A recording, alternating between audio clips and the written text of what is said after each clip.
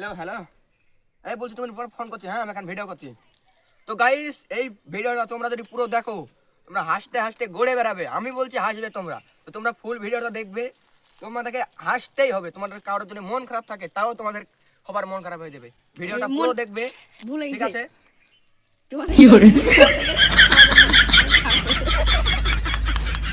তো তোমাদের গাইস এই ভিডিওটা দেখলে তোমাদের যদি কারো মন খারাপ থাকে তো তোমাদের আরো মন খারাপ হয়ে যাবে। না না না, ধাড়ি মানো ধাড়ি মানো, মজা করলাম, ভালো হয়ে যাবে, ঠিক আছে? তোমরা ফুল ভিডিওটা দেখবে। বন্ধু গাইস, আমরা যাচ্ছি এখন ঘুরতে। গাইস ওই হাটে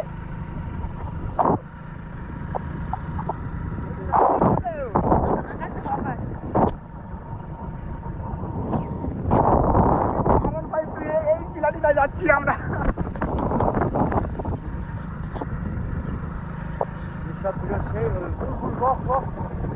তো গাইস, আমরা এখন যাচ্ছি বাগডাঙ্গায়, একটু দোকানে কাজ আছে। আপনারা সাথে থাকবেন, আপনারা আমাদেরকে সাহায্য করবেন ভাইরাল হতে। সিধা দোকানে যাচ্ছি আমরা। আমার একটা বৌদি পাঠালো দোকানে, যাচ্ছি।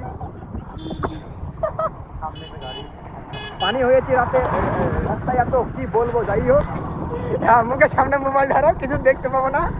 হ্যাঁ, তো আজকে আমার কপালে কষ্ট হচ্ছে। আমার জিএফ কে আমার মা ফোন করেছিল। তো গাইস কি বলবো, আর কিছু বলার নেই।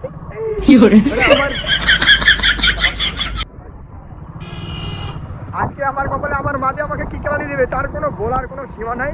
তার কারণে আমার গার্লফ্রেন্ডকে আমার মা ফোন করেছিল। আল্লাহ মালিকই জানে আমার কপালে কি কষ্ট আছে।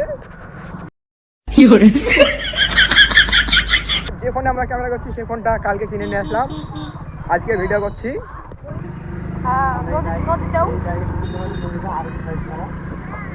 আর আমরা এই বাইকে কোনোদিন চড়ি না, R15 ছাড়া। এই বাইকে যখন মানে এখন বৃষ্টি হয়েছে, R15 নোংরা হয়ে যাবে, সেই জন্য আমরা এই বাইকে চড়ছি। নাহলে R15 করে ইসে যেতাম, বাগনায় যেতাম। তো আমার কাকু, এই আমার ছোট ভাই কিছু বলবে। শ্রমিক, ওকে বলতে দাও। বলে যাবো শ্রমিক ভাই, তুমি কিছু বলো।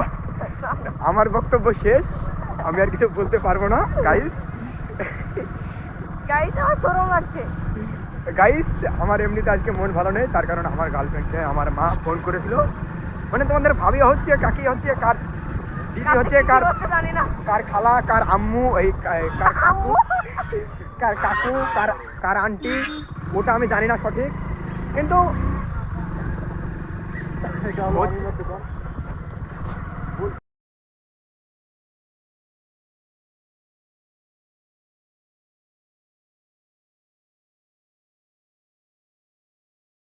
পঞ্চায়েত মানে পোস্ট অফিস আমাদের, এটা এখানকার না, এখানে জোরানপুরের আমাদের পোস্ট অফিস, কিন্তু পঞ্চায়েতে হয়ে গেছে।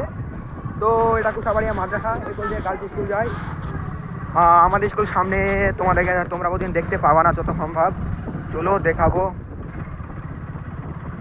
অনেকদিন পর আসছি আমাদের স্কুলের ওখানে।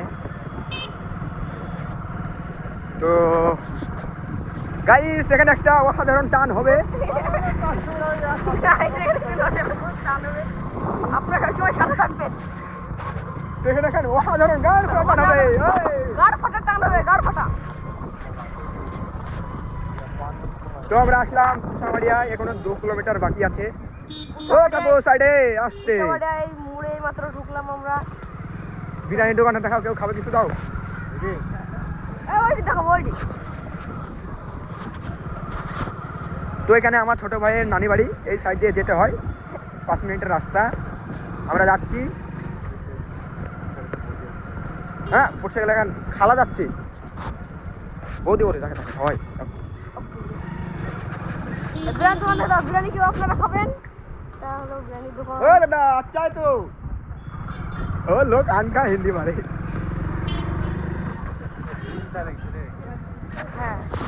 তো এ করলে কুসাবাড়িয়া ঘাট যায়, নদিয়া যায়। রাস্তাটা দেখে যাও একবার।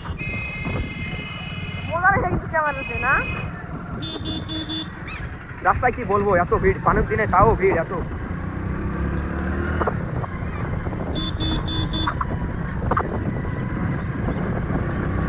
তো আমরা এখন পিরোজপুর পার হয়ে যাব বাগডাঙ্গায়।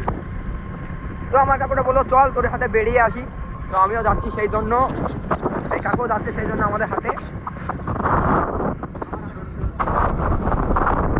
ভীষণ ভয় লাগছে, তার কারণ আসছে। তো আমরা পিরোজপুর ঢুকছি গাইস, তোমরা সবাই দেখতে পাচ্ছ। তো গাইস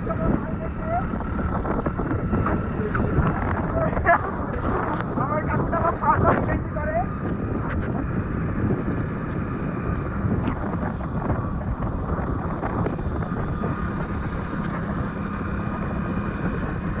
জানি না আর কতক্ষণ লাগবে, এখানকার রাস্তা তো শুকিয়ে গেছে, আমাদের এখানকার কিছু শুকায়নি। তো মানে আপনাদেরকে কি বলবো, আমার আকাশের ভিউটা এত সুন্দর লাগছে।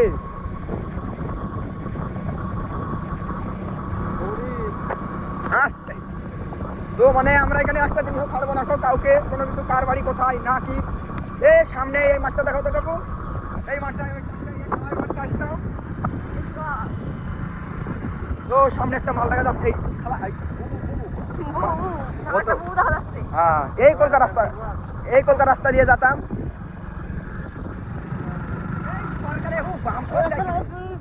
বাম্পার কেটে দেয় সরকারে হু, হ্যাঁ